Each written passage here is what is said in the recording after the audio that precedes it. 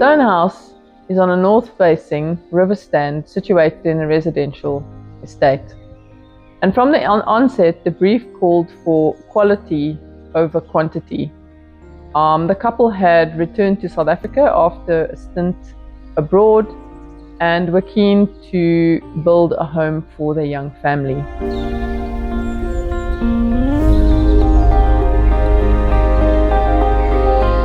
While the form of the house is that of a traditional shed or barn-style house, the entrance was purposefully a contrast to that, in that it was a very square, rectangular, contemporary opening. The opening served to differentiate the private and more public side, or the living rooms in the house.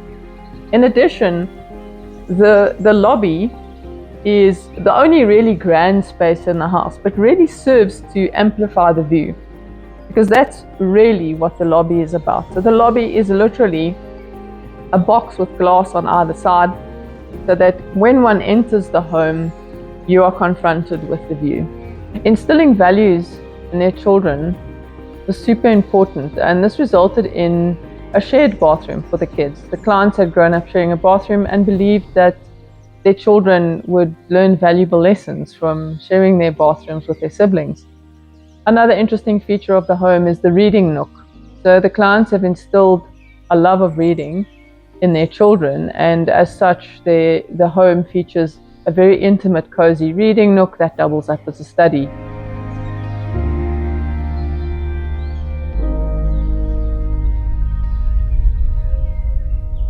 The homeowners elected to work with local artisans and local products as far as possible.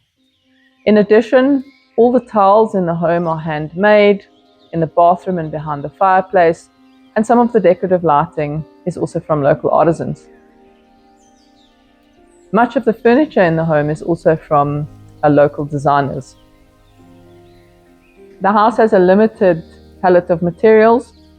In the utility, it's what we call a clay klonkie, reminiscent of a really narrow traditional brick from the Cape. Lobby and patio are polished concrete with oak flooring throughout the rest of the house. So from the onset, the client loved the idea of traditional steel doors and windows. Those were also made by local craftspeople. It's quite a labor of love to get them right, but every single door and window was handcrafted. Rather than taking stone cladding from a quarry, the stone used on the house was walked out of the veld by hand. The design of the home was influenced by the client living in a stone-walled home in the UK. Coming back to South Africa has a rich heritage of stone houses in the Karoo. And so that's really what inspired the design of the stone house. So the stone house, the entire house is clad in stone, but the entrance lobby is punctured by a square, more contemporary element. Most homes in South Africa have a large patio and a built-in braai. And what I loved about this client is, again, the meticulous thought to detail, in that they wanted a large patio that could host extended family, but they opted not to do a built-in braai. So there's a boma to the side of the patio, and this has this fantastic sort of braai that's made, that's got grids that can move around so that everybody can sit around and be part of the ritual of making food. The outbuildings contrast to the house in that they were clad in corrugated iron and were very reminiscent of farm sheds or farm structures.